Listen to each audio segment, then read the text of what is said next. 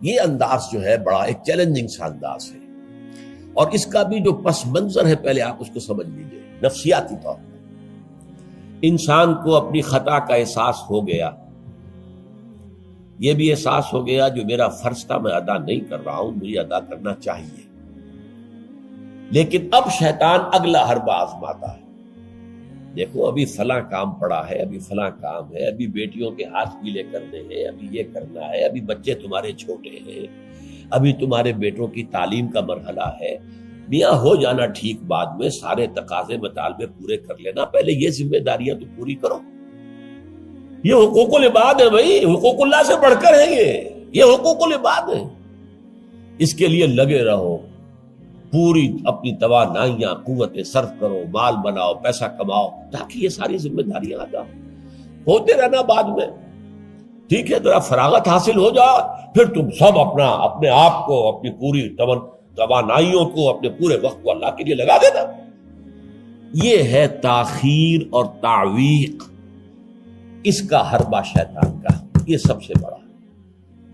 کر لیں گے بھائی، کر لیں گے، کوئی نہیں، ابھی ذرا جلدی نہیں، ابھی فلاں کام ہے، فلاں فرائض ہے، فلاں ذمہ داریاں ہیں، ذرا ان سے نمٹ لوں، پر اگر میں ریٹائر ہو جاؤں سروس سے تو پھر میں سارا اپنے آپ کو لگا دوں گا۔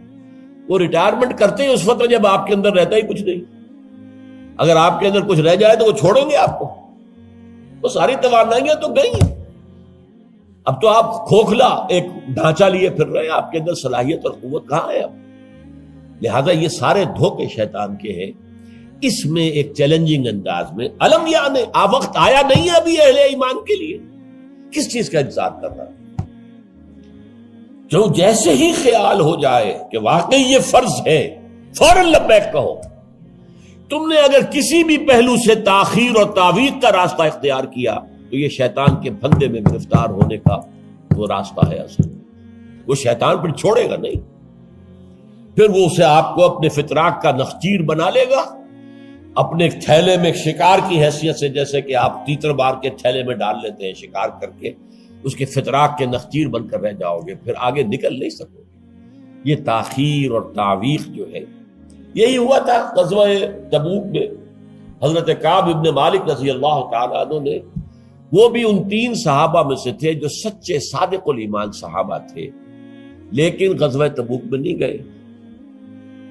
حضور نے واپس آ کے جو لوگ نہیں گئے تھے ان سے جواب طلبی کی، لہذا منافقین تو آئے، اللہ کی قسم ہے، خدا کی قسم ہے یا رسول اللہ، میں اللہ کو گواہ کر کے کہتا ہوں یہ تھا یہ تھا یہ تھا، یہ سبب تھا، میں نہیں جا سکتا۔ حضور فرماتے تھے مسکراتے، اچھا جائیے تشریف لے جائیں، کوئی پکڑ نہیں۔ یہ آئے جب کعب ابن مالک تو حضور کے چہرے پر مسکراہٹ تھی، تنزیہ مسکراہٹ۔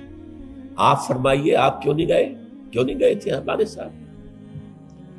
عرض کیا حضور میرے پاس بھی زبان ہے، میں بھی جھوٹ بول سکتا ہوں، لیکن آج میں جھوٹ بول کر آپ کی گرفت سے، آپ کی سرزنش سے اپنے آپ کو بچا لوں گا، لیکن قیامت میں کیا کروں؟ خدا کی قسم جتنا صحت مند میں اس زمانے میں تھا اتنا صحت مند کبھی نہیں رہا، یعنی کوئی بیماری مجھے آج نہیں لاحق نہیں تھی، اور جتنا فارغ البال میں اس زمانے میں تھا، ہر چیز میرے پاس تھی، اتنا فارغ البال میں کبھی نہیں رہا۔ لیکن حضور میرے نفس نے مجھے پٹی پڑھائی کہ حضور تو جائیں گے نا 30,000 کا لشکر لے کر، تو اس کی تو ایک خاص رفتار ہوتی ہے، تیز رفتاری سے تو نہیں جا سکتا، اور تمہارے پاس ہے بڑی مضبوط تکڑی اونٹنی ہے، تمہاری جو ناقہ ہے تمہاری وہ تو بہت جو ہے قوت والی ہے، لہذا ابھی 2-3 دن چلنے دو لشکر کو، پھر تیزی کے ساتھ دوڑا کر اپنی اونٹنی کو جا کے مل جانا۔ ہر روز صبح مجھے یہی نفس جو ہے پٹی پڑھاتا رہا کہ اچانک ایک دن میں نے محسوس کیا کہ اب تو چاہے میں کتنا ہی تیز دوڑ لوں آپ کے ساتھ نہیں مل سکتا، بس میں رہ گیا بیٹھ، اب جو صدا دوں۔ یہ ہے تاخیر و تعویق۔ انہیں سزا دی گئی، مقاطعہ، کوئی شخص اس سے بات نہ کرے۔ 3 صحابہ کا معاملہ ہے، یہ سورہ توبہ کے اندر تفصیل سے آیا ہے، اور صحیح بخاری کی طویل ترین احادیث میں سے پڑھنے کے قابل ہے کہ انہوں نے کیسے بیان کیا اپنے پورے معاملے کو۔ یہ نفس کیسے دھوکہ دیتا ہے. ابھی چند دن اور مدینے کے اندر اپنے نخلستان کی ٹھنڈی چھاؤں کے اندر آرام کر لو، چند دن اور. بھائی جانا ہے، بہت دور جانا ہے، تبوک جانا ہے، کوئی یہ 2 دن میں تو نہیں پہنچ جائے گے حضور. پھر دوڑ کر پکڑ لینا، ساتھ چل مل جانا. یہ دھوکہ شیطان کا، یہ دھوکہ نفس کا. یہ ہے الم یأن للذین آمنوا ان تخشع قلوبہم لذکر اللہ وما نزل من الحق. یہ سب کچھ تم نے 15 آیتیں اگر سورہ حدید کی پڑھ کر بھی تم نے اپنی گردن نیچے کر کے اپنے دل کو نہیں ٹٹولا تو اور کون سی ہدایت آئے گی، کہاں سے آئے گی؟ 15 آیتیں سورہ حدید کی پڑھ کر بھی. تو کیا ابھی وقت نہیں آیا اہل ایمان کے لیے؟ کس کا انتظار ہے، کس چیز کا انتظار ہے؟ الم یأن للذین آمنوا ان تخشع قلوبہم لذکر اللہ وما نزل من الحق. کیا وقت آنے گیا اہل ایمان کے لیے کہ ان کے دل جھک جائیں اللہ کی یاد میں، اور جو کچھ حق میں سے نازل ہوا، ما نزل من الحق، یہ پورا قرآن الحق، اس میں سے جو یہ آیات نازل ہوئی ہیں یہ تم نے ابھی سن لی ہیں، پڑھ لی ہیں، اس کے سامنے بھی دل نہیں جھکیں گے تو کب جھکیں گے؟ اس پر بھی اگر دل نہیں پگھلے تو کب پگھلیں گے؟ اس پر بھی اگر دل میں کوئی عزم اور ارادہ پیدا نہ ہوا کہ اپنی جان لگا دینی ہے، کھپا دینی ہے، ان صلاتی و نسکی و محیایا و مماتی للہ رب العالمین، اس پر بھی نہیں ہوا تو کب ہوگا؟ اور کون سی ہدایت آئے گی؟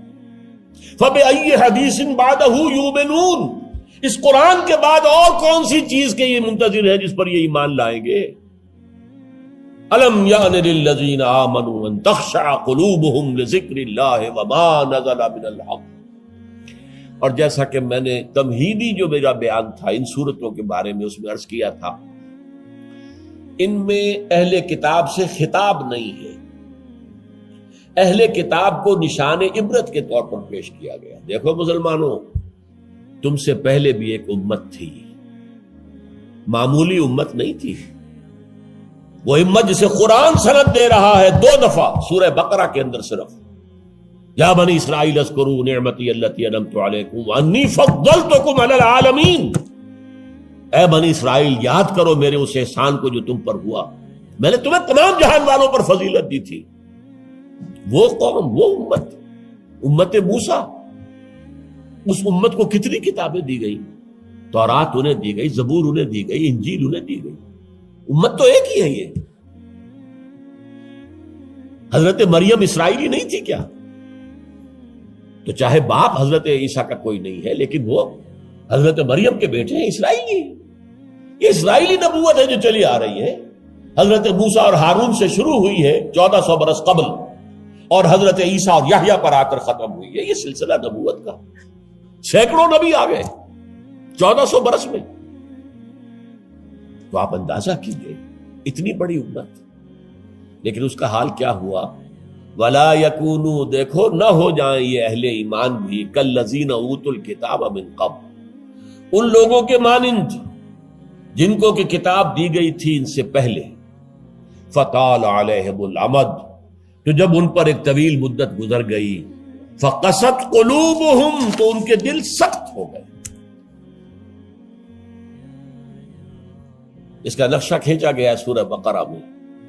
ثم قست قلوبکم فہی کالحجارۃ او اشد قسوہ. دیکھو اے بنی اسرائیل، اے یہودیوں، اس کے بعد تمہارے دل سخت ہوتے چلے گئے. بدکاری سے، غلط کاری سے، دنیا پرستی سے، شہوت رانی سے، زر پرستی سے دل سخت ہوتے چلے جاتے. حضور نے فرمایا جب انسان ایک گناہ کرتا ہے دل کے اوپر ایک داغ پڑتا ہے. اگر توبہ کرے گا تو صاف ہو جائے گا، توبہ نہیں کرے گا پھر گناہ کرے گا، پھر داغ پڑے گا، پھر پڑے گا، پھر داغ پڑے گا، پھر یہاں تک کہ پورا دل سیاہ ہو جاتا ہے. اور حضور نے اپنی مٹھی بند کر کے کہا ایسے ہو جاتا ہے، اب اس میں کوئی ہدایت داخل نہیں ہو سکتی، بند ہو گئی. اور جب یہ تھیلی بند ہوئی پھر اللہ کی مہر لگ گئی. ختم اللہ علی قلوبہم وعلی سمعہم طبع اللہ علی قلوبہم، اللہ نے مہر لگا دی ان کے دلوں کے اوپر. یہ مرحلہ آتا ہے کہ جب کہ فرمایا اب تمہارے دل پتھروں کے مانند، بلکہ او اشد قسوہ، پتھروں سے بھی زیادہ. فَإِنَّ مِنَ الْحِجَارَةِ لَمَا يَتَفَجَّرُ مِنْهُ الْأَنْهَارُ، پتھر تو ایسے بھی ہوتے ہیں جن میں سے چشمے پھوٹ بہتے ہیں. وَإِنَّ مِنْهَا لَمَا يَشَّقَّقُ فَيَخْرُجُ مِنْهُ الْمَاءُ، چٹانوں میں ایسی بھی ہوتی ہیں شق ہو جاتی ہیں ان میں سے پانی نکل آتا ہے. وَإِنَّ مِنْهَا لَمَا يَهْبِطُ مِنْ خَشْيَةِ اللَّهِ، چٹانیں ایسی بھی ہوتی ہیں اللہ کے خوف سے گر پڑتی ہیں. وَمَا اللَّهُ بِغَافِلٍ عَمَّا تَعْمَلُونَ، تمہارے دل ان سے بھی سخت ہو چکے ہیں اور اللہ بے خبر نہیں ہے اس سے کہ جو تم کر رہے ہیں. آج اس امت پر بھی تو 1400 برس گزر گئے، کتنا عرصہ گزرا ہے، اور آج وہی خواہشات ہیں. ہم تو امت محمد میں ہیں صلی اللہ علیہ وسلم، وہ تو شافع محشر ہے، وہ تو ہر امتی کو بخشوا لیں گے تب جا کر راضی ہوں گے. اللہ راضی کرے گا انہیں، وہ راضی اسی وقت ہوں گے جب ہر امتی کو بخشوا لیں گے. سیاں بے کوتوال، اب ڈر کاہے کا؟ جب ہمارے سیاں ہمارے شوہر کہہ لے کوتوال بن گئے تو مجھے کس کا ڈر ہے؟ کوتوال ہی کا ڈر ہوتا ہے نا کہ وہ پکڑے گا. سیاں بے کوتوال، اب ڈر کاہے کا؟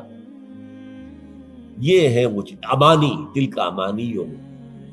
سیغفر لنا، ہمیں تو بخش دیا جائے گا، ہماری تو شفاعت ہو جائے گی. بھائی کچھ بھی ہے، ہم کلمہ گو تو ہیں، کچھ بھی ہیں، محمد کے نام لیوا تو ہیں صلی اللہ علیہ وسلم. لیکن یہ قرآن مجید میں یہی ان کا قول نقل کیا گیا تھا. یہود نے کہا تھا نحن ابناء اللہ واحباؤہ، ہم تو اللہ کے بیٹوں کے مانند ہیں، اس کے بڑے چہیتے ہیں. تو اللہ نے کیا جواب دیا؟ فَلِمَ يُعَذِّبُكُم بِذُنُوبِكُم، پھر اللہ تمہیں سزائیں کیوں دیتا رہا ہے؟ یہ نبوکدنضر کے ہاتھوں تمہیں کیوں پٹوایا؟ ہیکل سلیمانی کیوں برباد کروایا؟ یہ تم 100 برس تک اسیری میں رہے، بیبیلونیا میں، بابل میں، عراق میں، کیوں؟ تمہارا دوسرا جو تھا ہیکل بنایا تم نے، وہ بھی سن 70 میں گروا دیا ٹائٹس کے ہاتھوں. 1,33,000 ایک دن میں قتل کیے اس نے، ٹائٹس نے 1,33,000 یہودی یروشلم کے اندر ایک دن میں قتل کیے. اندازہ کیے پچھلی صدی میں 60 لاکھ یہودی جرمنوں نے ختم کیے. 6 ملین. اور ان کو اب بھی یہی کر رہا ہے، we are the chosen people of the lord, ہم تو اللہ کے پسندیدہ بندے ہیں. یہی حال اس امت کا ہے. ہسپانیہ سے ایسے نکالے گئے کہ ایک بچہ تک نہیں بچا. تاتاریوں کے ہاتھوں کروڑ قتل ہوئے. یہ سب کچھ تمہارے ساتھ ہوا کہ نہیں؟ کروسیڈرز کے ہاتھوں تمہاری پٹائی کم ہوئی تھی؟ 88 برس تک بیت المقدس عیسائیوں کے قبضے میں رہا تھا کہ نہیں؟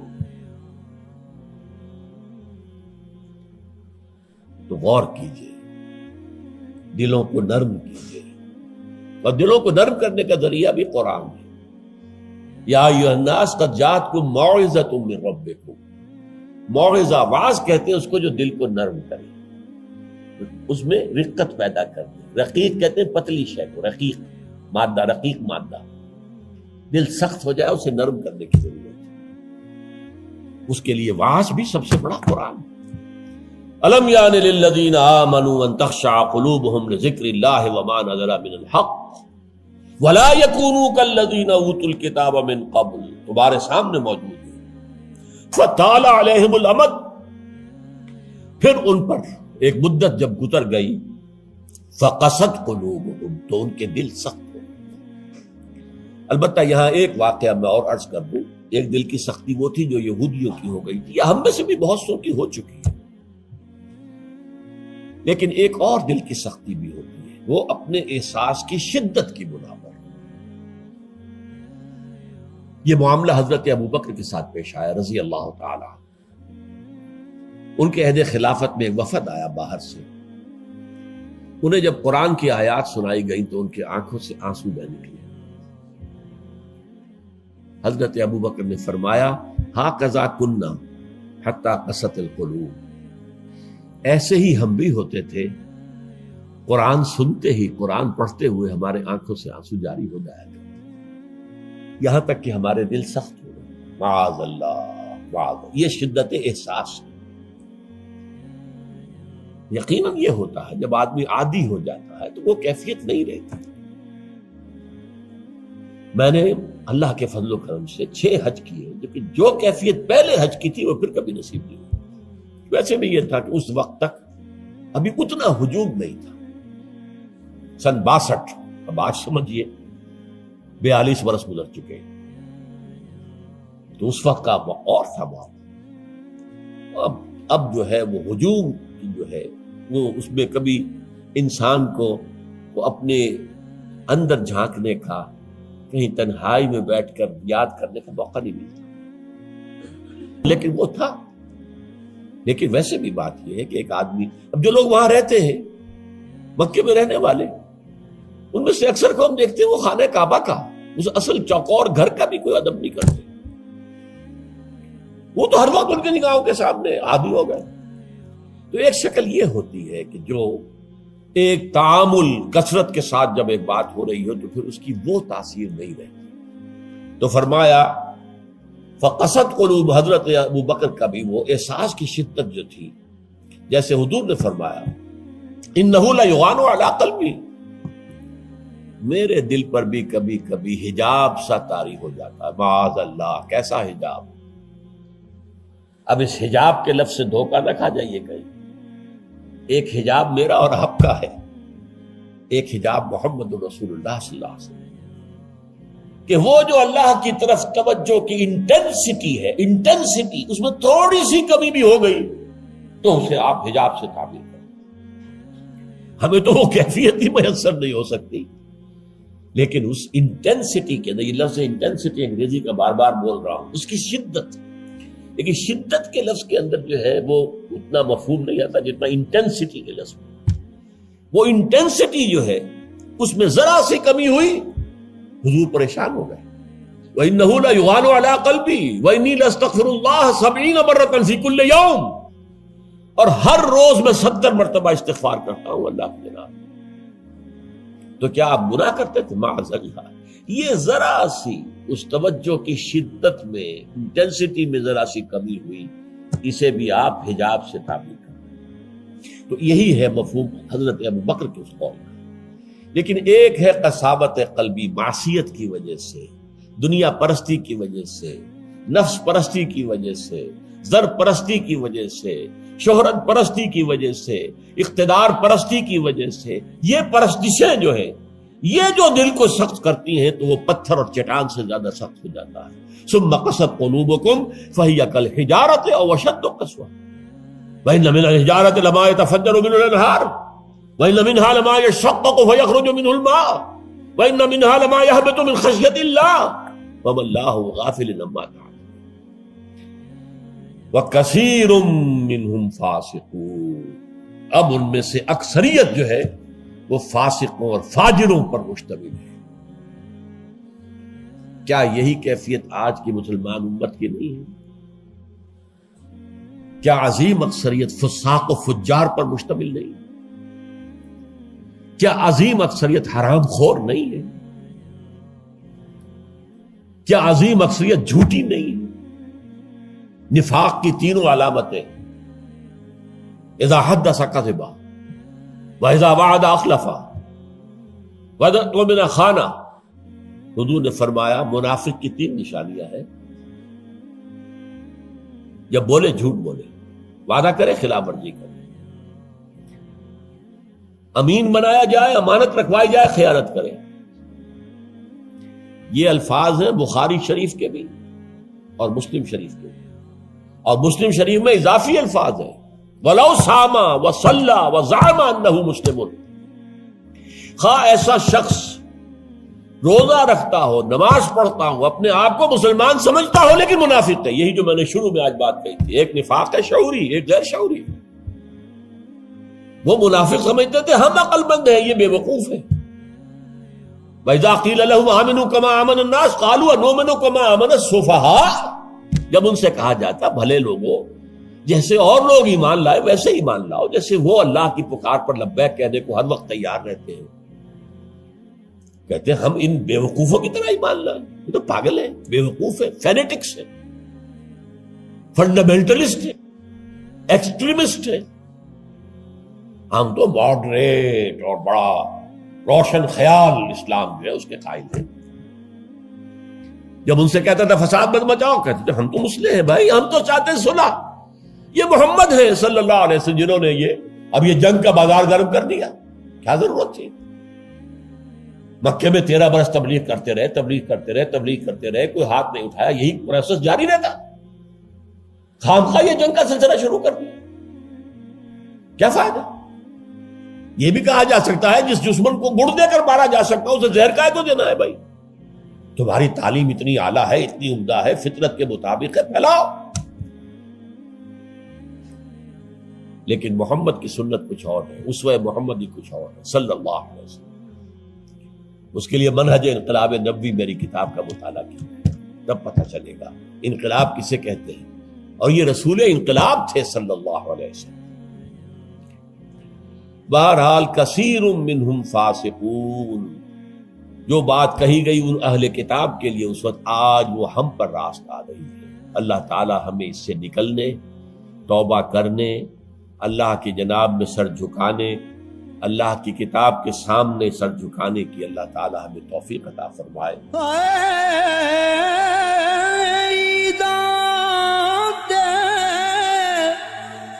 شب رات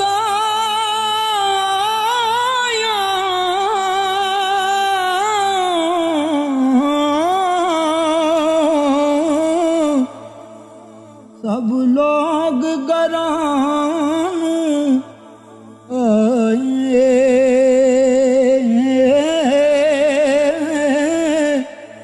او نہیں آئے او پرت محمد جو آپ ہتھیں دفنائے.